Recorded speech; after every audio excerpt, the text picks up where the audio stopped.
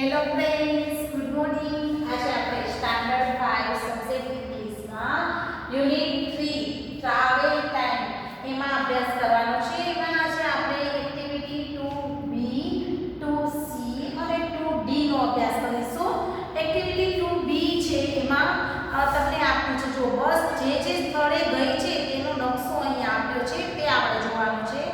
બસ કઈ કઈ જગ્યાએથી પસાર થઈ છે, જો તમને લાઈટ નકશાનું એટલે કે રોડનું ચિત્ર આપેલું છે તો એમાંથી આપણે જોતા જઈએ.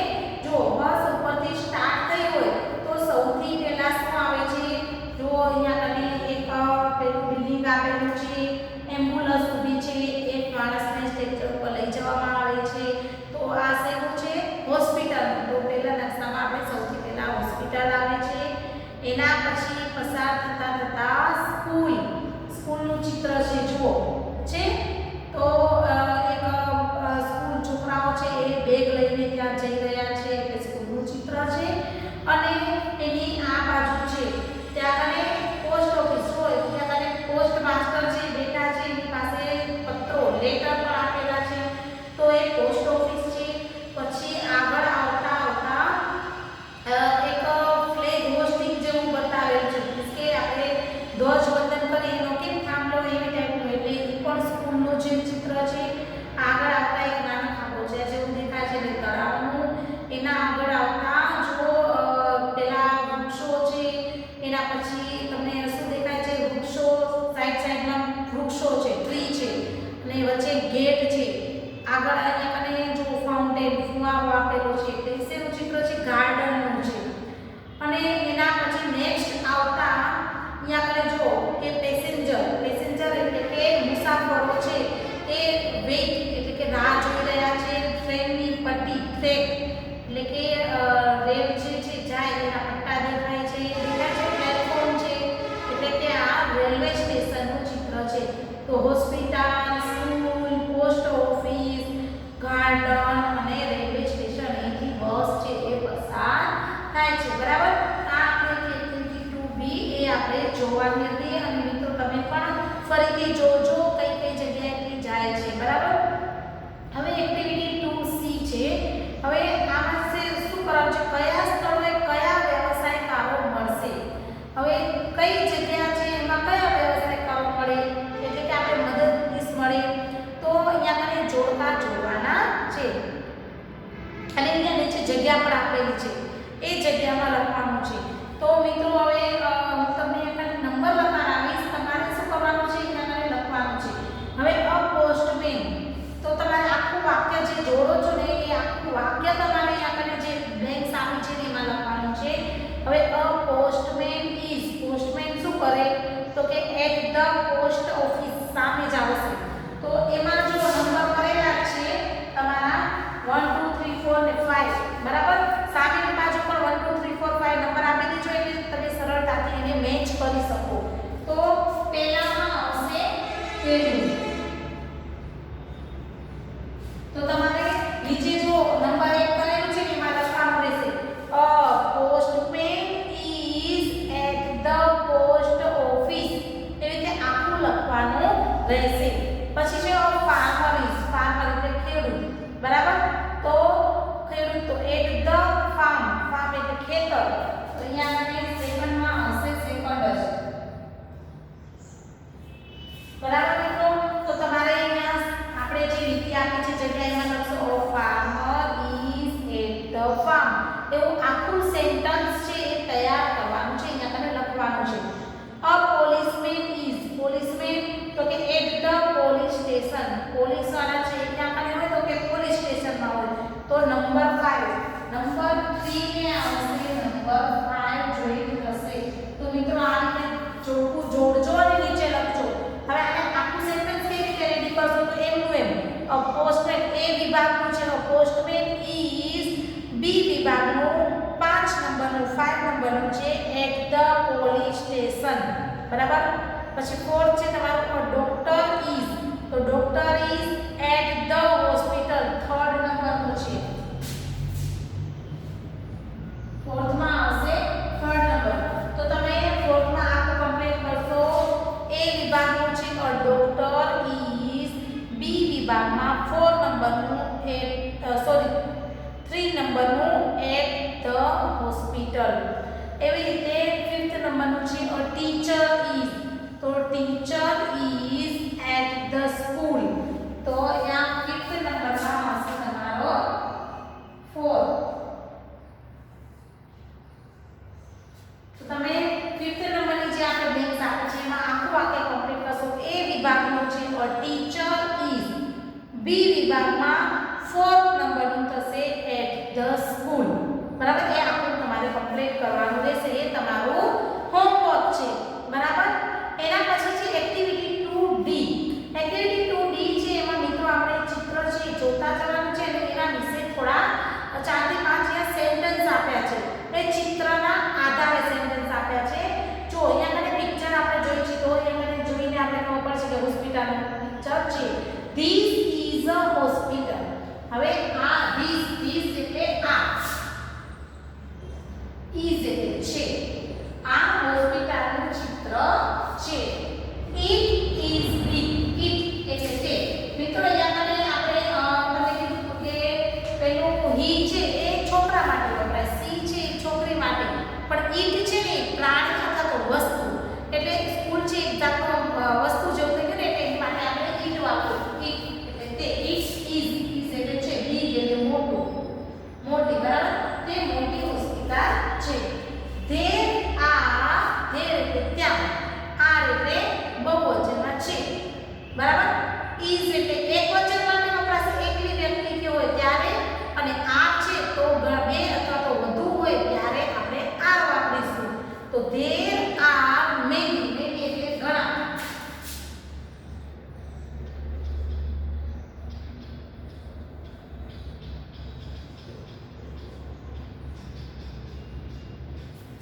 in એટલે અંદર. to એટલે કોણ. હવે મિત્રો આપણે શું કહે મેની એટલે કે ઘણા બધા હોય ત્યારે. બરાબર. તો અહીંયા શું કહે છે મેની ડોક્ટર્સ, એટલે કે આ હોસ્પિટલ મોટી છે અને એમાં ઘણા બધા ડોક્ટર છે. in એટલે અંદર. હવે તમને કોઈ પણ વસ્તુ છે એ જસ્ટ એક્ઝામ્પલ આપો તો એક બોક્સ છે, બોક્સની અંદર બોલ છે તો આપણે શું કહેશું in the box. બરાબર. in એટલે અંદર, ઉપર હોય તો on, નિયર હોય તો પાસે. બરાબર. તો એવી જ રીતે અહીંયા મને શું છે in the hospital એટલે કે અહીંયા ઘણા બધા ડોક્ટર પણ છે. there are many nurse too. Nurse એટલે કે પરિચારિકા. બરાબર. જે નર્સ પણ આપણે હેલ્પ કરતી તમે જોઈ હશે.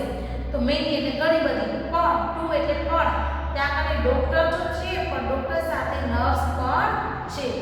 there are male nurse and female nurse. male એટલે કે છોકરા માટે અને female એટલે કે છોકરી માટે, એટલે કે છોકરાઓમાં પણ નર્સ છે અને છોકરી પણ છે. there are many patient એટલે કે દર્દી. and એટલે અને patient એટલે દર્દી. in the hospital કારણ કે ડોક્ટર ને નર્સ હોય તો દર્દી તો હોય ને પેશન્ટ, તો અહીંયા મને પેશન્ટ પણ છે હોસ્પિટલમાં. હવે એના પછીનું નેક્સ્ટ તમારું છે પિક્ચર.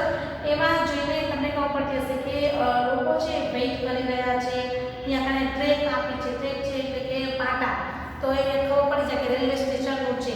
તો this is a railway station. આ રેલવે સ્ટેશન છે. there is a ticket window at the railway station. window એટલે કે બારી. ટિકિટ વિન્ડો એટલે કે ટિકિટ લેવા માટે તમે કદાચ ટ્રેનમાં ગયા હશો તો તમને ખબર હશે કે પપ્પા કે શું કરે ત્યાં કને ટિકિટ લેવા માટે ગયા હશે એમ. બરાબર. તો ટિકિટ વિન્ડો એટલે કે આપણે ટ્રેનમાં જવું તો ટિકિટ તો જોઈ જ અને જોયું હશે કે નાની બારી હોય એમાંથી આમ વસ્તુ આપણે ટિકિટ છે લેવાની હોય. there is an inquiry window too. ત્યાં કને inquiry window પણ છે. inquiry window એટલે કે પૂછપરછની બારી.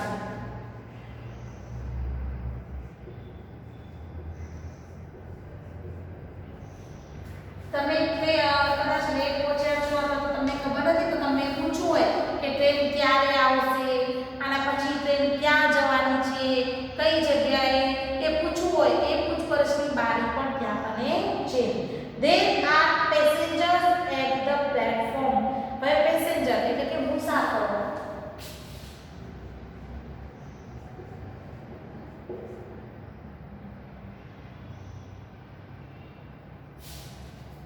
જે મુસાફરો છે એ પ્લેટફોર્મ પર બેઠા છે, અને પ્લેટફોર્મ પર છે.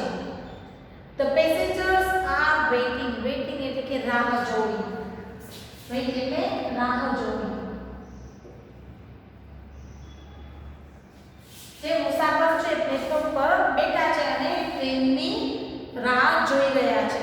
There is no train. ત્યાં પણ એ ટ્રેન છે નહીં, એટલે કે ટ્રેન આવવાની રાહ જોઈ રહ્યા છે. એના પછીનો છે તમારે જો પિક્ચર આપેલું છે કે અહીંયા કને પોસ્ટ બોક્સ છે, બરાબર, એક નાનું એવું ડાકઘર છે. તો this is a post office. Post office એટલે કે ડાકઘર જે આપણે કહીએ, આ ડાકઘર છે. It has red colour. Has it એટલે તે, હેઝ એટલે પાસે હોવું.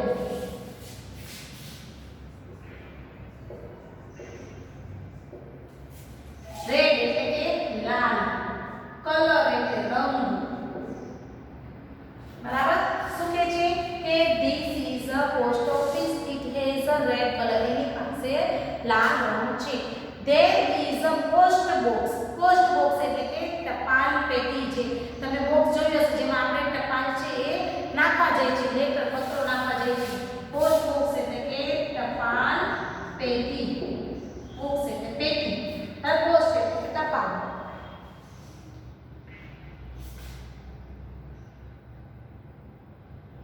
There are letters in the post box. હવે પોસ્ટ બોક્સ છે, બરાબર, sorry, there is a post box. It is also red. Post box છે એ પણ કેવું છે, રેડ કલર એટલે કે લાલ રંગનું છે. There are letters in the post box. Letter એટલે કે પત્રો. પત્રો છે એ પોસ્ટ બોક્સની અંદર છે, ટપાલ પેટીની અંદર છે. ઇન એટલે કે અંદર. There are stamps in the post office. Stamps એટલે કે ટપાલની જે ટિકિટ હોય, તમને ખબર છે કે ના ખબર હોય તો મમ્મીને કે પૂછો, એ ટિકિટ છે ને એ લગાડેલી ન હોય ને તો એ આપણી ટપાલ છે જ્યાં મોકલવાનું હોય ત્યાં કને પત્ર જાય નહીં, બરાબર. તો એ શું, સ્ટેમ્પ, એને સ્ટેમ્પ કહેવામાં આવે. તો એને સ્ટેમ્પ એટલે કે ટપાલ ટિકિટ.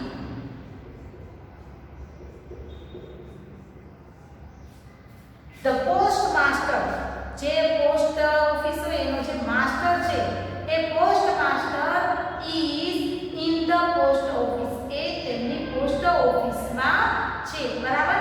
તો આ રીતે આપણે ચિત્રો છે એને જોઈ અને તમારે સેન્ટેન્સ છે એ કમ્પ્લીટ કરવાના છે. એવી રીતે બીજા તમે ચિત્રો દ્વારા પણ તમે આ રીતે નાના નાના સેન્ટેન્સ છે એ કમ્પ્લીટ કરી શકો છો. તમારે શું કરવાનું છે, જાતે કરવાનો પ્રયત્ન કરજો. ધીમે ધીમે કરશો તો આવડી જશે. કોઈ પણ એક ચિત્ર લઈ લેવાનું અને એ ચિત્રને આધારે તમારે 4 થી 5 નાના એવા સેન્ટેન્સ છે એ રેડી કરવાના છે, બરાબર. જો કરશો ને તો તમને આમાં ખબર પડતી જશે થોડું થોડું. હવે અહીંયા મને આપણે આપ્યું છે, આવી રીતે તમે સ્કૂલનું પણ લઈ શકો ને. હવે સ્કૂલનું એક ચિત્ર રાખવાનું, આપણે વાક્ય બનાવીશું. ધીસ ઇઝ અ સ્કૂલ લખી શકીએ ને. ઇટ ઇઝ બિગ એ મોટી છે, અથવા તો નાની હોય તો સ્મોલ, બરાબર. અને બીજું તો કે there are many students in the school, બરાબર. તો એવી રીતે વાક્યો છે એવા સેન્ટેન્સ તમારે તૈયાર કરવાના છે. Thank you.